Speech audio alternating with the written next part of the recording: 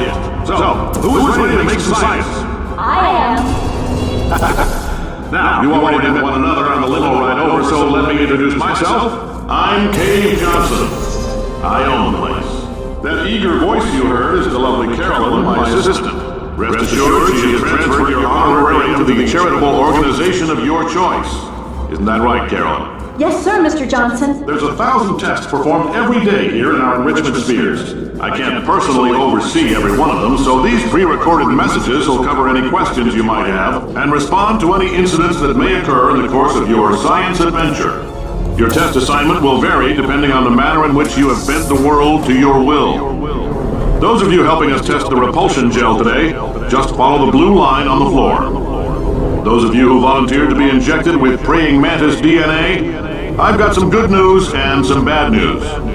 Bad news is we're postponing those tests indefinitely. Good news is we've got a much better test for you, fighting an army of mantis men. Pick up a rifle and follow the yellow line. You'll know when the test starts.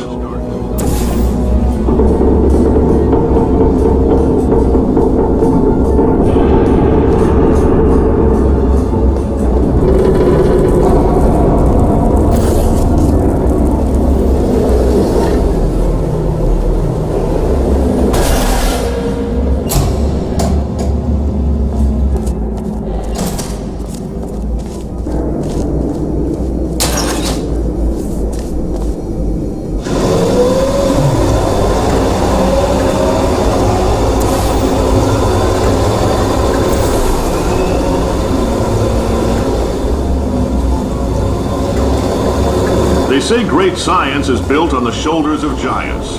Not here. At Aperture, we do all our science from scratch. No hand-holding.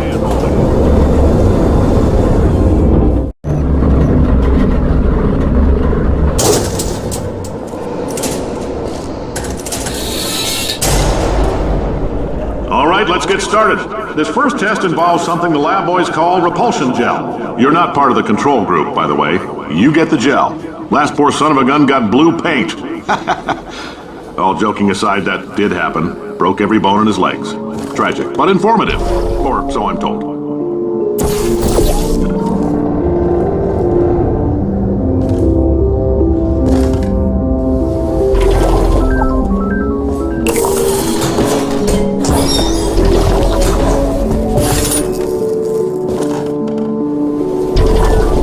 Boys just informed me that I should not have mentioned the control group.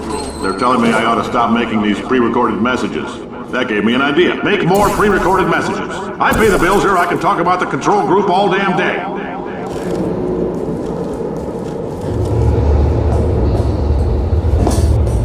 For this next test, we put nanoparticles in the gel.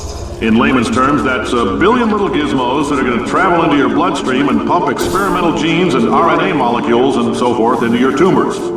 Now, maybe you don't have any tumors. Well, don't worry. If you sat on a folding chair in the lobby and weren't wearing lead underpants, we took care of that too.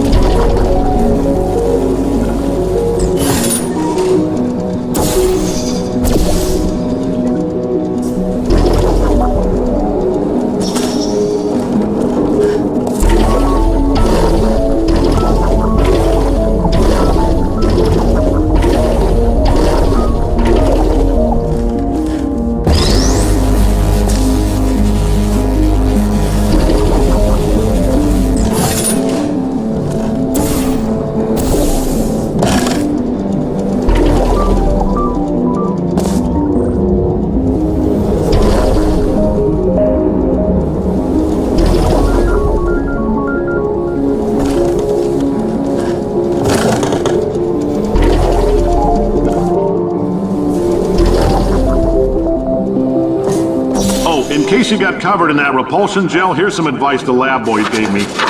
Do not get covered in the repulsion gel. We haven't entirely nailed down what element it is yet, but I'll tell you this, it's a lively one, and it does not like the human skeleton.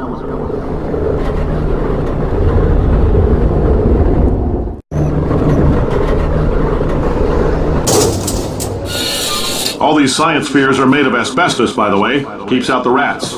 Let us know if you feel a shortness of breath, a persistent dry cough, or your heart stopping, because that's not part of the test. That's asbestos. Good news is the lab boys say the symptoms of asbestos poisoning show a median latency of 44.6 years. So if you're 30 or older, you're laughing. Worst case scenario, you miss out on a few rounds of canasta. Plus, you forwarded the cause of science. I like your style. You make up your own rules, just like me. Bean Counter said I couldn't fire a man just for being in a wheelchair. Did it anyway. Ramps are expensive.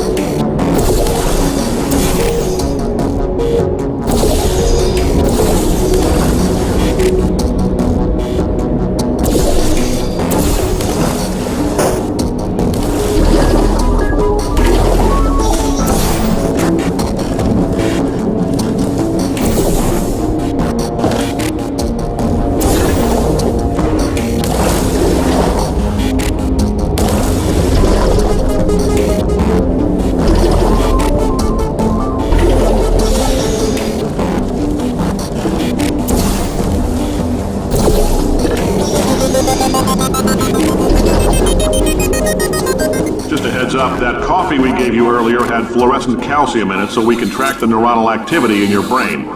There's a slight chance the calcium could harden and vitrify your frontal lobe. Anyway, don't stress yourself thinking about it. I'm serious. Visualizing the scenario while under stress actually triggers the reaction.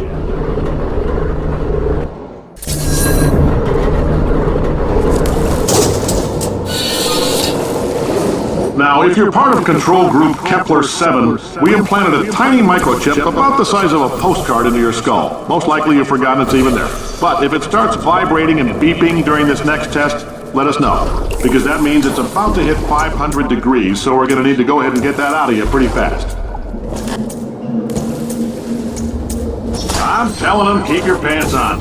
All right, this next test may involve trace amounts of time travel. So, word of advice, if you meet yourself on the testing track, don't make eye contact. Lab boys tell me that'll wipe out time. Entirely. Forward and backward. So, do both of yourselves a favor and just let that handsome devil go about his business.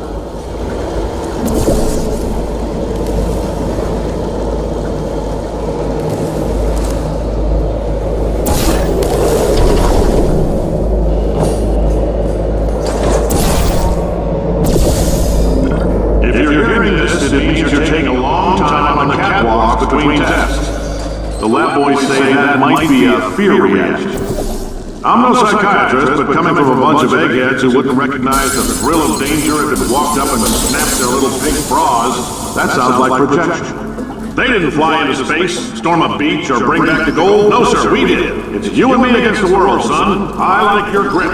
Hustle could use some work, though. Now let's solve this thing.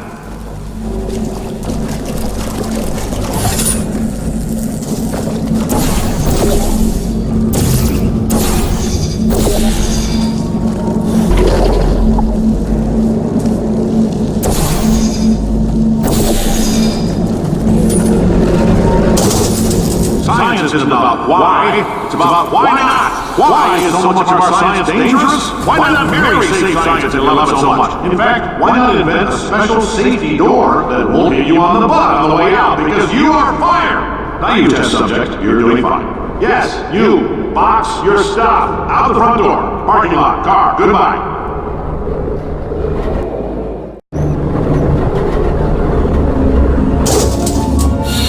Congratulations! The simple fact that you're standing here listening to me means you've made a glorious contribution to science.